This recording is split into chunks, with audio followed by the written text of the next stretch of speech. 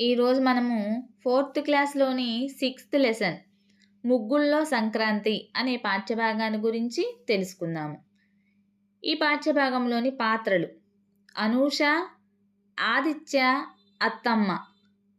ఇక ప్రక్రియ ముగ్గుల్లో సంక్రాంతి అనే పాఠ్యభాగము వ్యాస ప్రక్రియకు చెందినటువంటిది. వ్యాసం అంటే ఒక విషయాన్ని వివరంగా విస్తరించి రాయడమే వ్యాసము. వ్యాసరచన జ్ఞానానికి, సృజనకి, తార్కికతకి అద్దం పడుతుంది. మన దేశ సంస్కృతి, సాంప్రదాయాల గురించి తెలుసుకోవటము అనేది ఎంతో ఆవశ్యకతా కోణం. అటువంటి సంస్కృతి సాంప్రదాయాలను తెలియజేసే ఇతివృత్తాన్ని కలిగి ఉన్నటువంటి పాఠమే మనం ఈరోజు చెప్పుకునేటువంటి ముగ్గుల్లో సంక్రాంతి అనే పాఠ్యభాగం.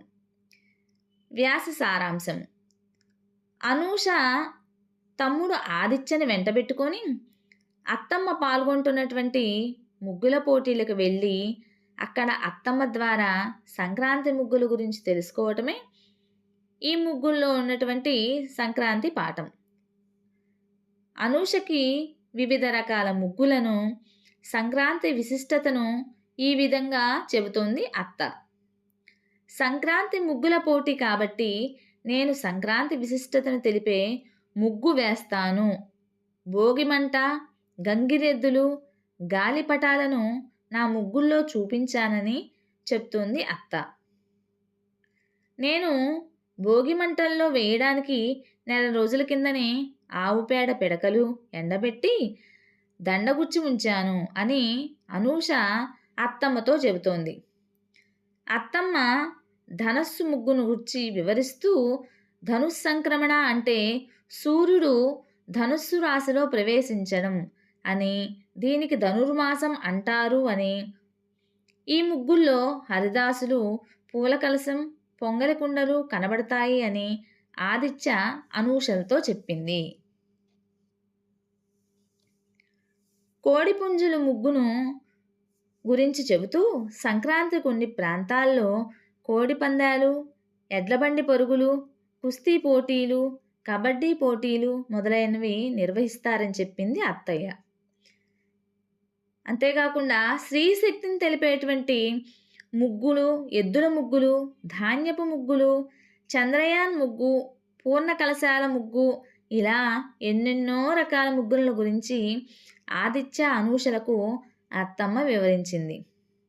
చివరగా రథం ముగ్గు గురించి చెబుతూ, దక్షిణాయనం నుండి ఉత్తరాయణానికి సూర్యుడి ప్రయాణ సూచికగా సూర్యుడిని రథంలో నిలుపుతారు అని, ఏ పండుగలోనైనా, సాంప్రదాయాల్లో అయినా, ఆచార వ్యవహారాలైనా అందరూ కలిసిమెలిసి ఆత్మీయంగా జరుపుకుంటానికే అని ఈ పండుగల గురించి అత్తమ్మ వివరంగా వివరించింది.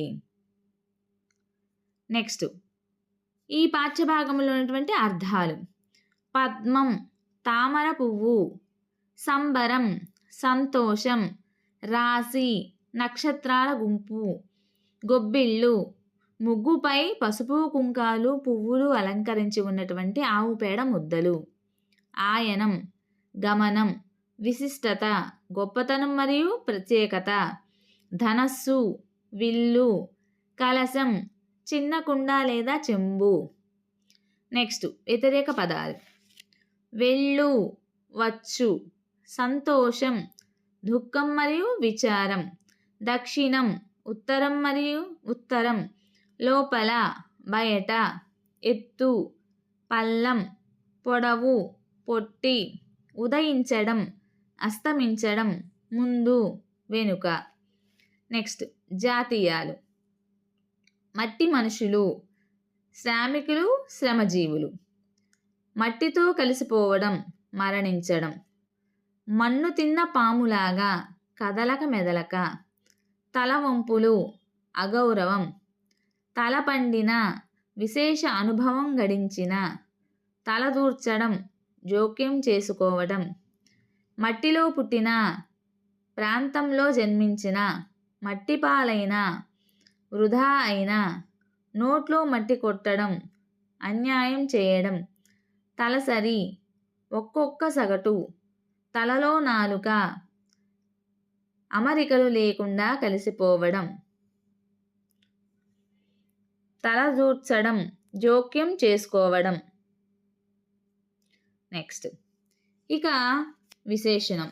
ఒక వాక్యంలో నామవాచకం యొక్క రంగు, రుచి, స్థితి మొదలైన గుణాలను తెలియజేసే పదాలని విశేషణాలు అని అంటాం. వాక్యంలో విశేషణం సాధారణంగా నామవాచకానికి ముందు వస్తుంది. ఏనుగు పెద్ద జంతువు. నెక్స్ట్ నిమ్మకాయ పుల్లని రుచి ఉంటుంది. పుస్తకానికి అందమైన అట్ట వేశారు. పచ్చని గోరింటాకు ఎర్రగా పండుతుంది. కాచిన పాలు తాగాలి. ఇవన్నీ కూడా వాటి వాటి స్వభావాన్ని కలిగి ఉన్నాయి. ఏనుగు పెద్ద జంతువు, ఏనుగు ఆకారంలో పెద్దగా ఉంటుంది, అది దాని యొక్క స్వభావం. నిమ్మకాయ పుల్లగా ఉంటుంది, ఇది నిమ్మకాయ యొక్క స్వభావం. అలానే వాక్యాల్లో నామవాచకము రంగు, రుచి, స్థితిని తెలియజేయటమే విశేషంగా మనం చెప్పుకోబడతాము. నెక్స్ట్ రంజాన్ పండగ. ముస్లింలు జరుపుకునే పండుగలలో పవిత్రమైన పండుగ రంజాన్. దీన్ని ఈద్ అని, ఈద్ ఉల్ ఫితర్ అని కూడా అంటారు. ఈ పండుగ ఇస్లాం క్యాలెండర్ ప్రకారం రంజాన్ నెల మొదటి రోజున ప్రారంభమవుతుంది. ఈ రోజు రాత్రి చంద్రదర్శనం కాగానే మసీదుల్లో తరావీ నమాజ్ అనే ప్రత్యేక ప్రార్థనలు చేస్తారు. రంజాన్ నెలంతా ఉపవాసాలు ఉంటారు. సూర్యోదయానికి సుమారు గంటన్నర ముందే భోజనం చేస్తారు. దీనిని సహారీ అంటారు. పగలంతా ఉపవాసం ఉంటారు. సూర్యాస్తమయం తర్వాత ఉపవాస దీక్షను విరమిస్తారు. దీన్ని ఇఫ్తార్ అంటారు. సంవత్సరానికి ఒకసారి వారి ఆదాయం, సంపదపై ఒక లెక్క ప్రకారం పేదలకు దాన ధర్మాలు చేయటాన్ని జకాత్ అంటారు. రంజాన్ నెల చివరి రోజు చంద్రదర్శనంతో షవ్వాల్ నెల మొదలవుతుంది. ఆ మర్నాడు పెద్ద ఎత్తున ఈద్ పండుగని జరుపుకుంటారు.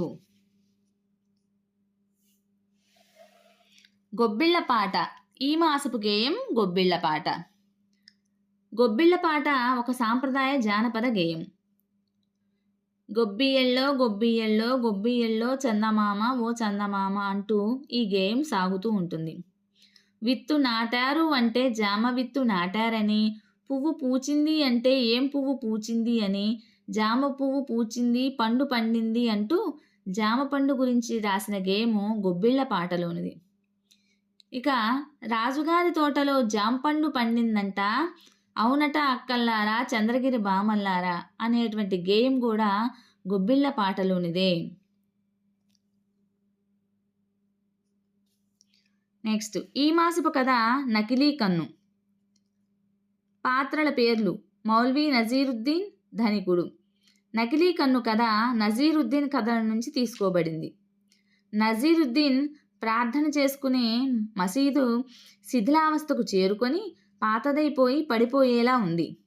మసీదు బాగు చేయించడానికి అక్కడ వచ్చేది మొత్తం పేదవాళ్ళు కావడంతో నిర్మించుకోలేని స్థితిలో ఉన్నారు.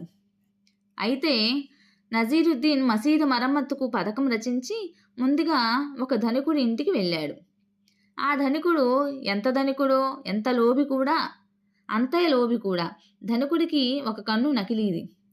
మౌల్వీ నజీరుద్దీన్ వెళ్ళిన పరిస్థితిని వివరించగా, ధనికుడు చందా ఇస్తాను, కానీ నా 2 కళ్ళల్లో ఏది నకిలీదో కనుక్కో అని చెప్పన్నాడు. వెంటనే మౌల్వీ నజీరుద్దీన్ ఎడమ కన్ను అని సమాధానం ఇవ్వగా, ఎలా కనిపెట్టావు అని ధనికుడు అడిగాడు. మౌలి సూటిగా, మీ అసలు కన్నుకు దయా ప్రేమ ఉండవు కదా, అందుకే అది రాయిలా ఉంది. మీ ఎడమ కంట్లో కొంచెం దయా ప్రేమ కనిపించాయి అని సమాధానం ఇచ్చాడు.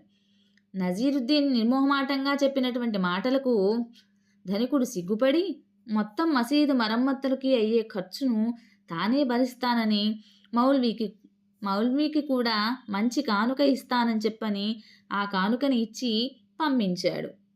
సో ఫ్రెండ్స్, మీకు కనుక ఈ వీడియో నచ్చినట్లయితే ప్లీజ్ లైక్ చేయండి, షేర్ చేయండి, సబ్స్క్రైబ్ చేయండి, సపోర్ట్ చేయండి టీచర్స్. మీరు ఇచ్చేటువంటి ఈ సపోర్టు మాకు కొంచెం బలంగాను ధైర్యంగాను ఉంటాయి. అంతేకాకుండా మీకు ఉపయోగపడే విధంగా మంచి మంచి వీడియోస్ని తయారు చేసి అప్లోడ్ చేసి మీకు ఉపయోగపడే విధంగా మేము చేయగలమని నమ్ముతున్నాము. సో టీచర్స్ మాకు సపోర్ట్ చేయండి.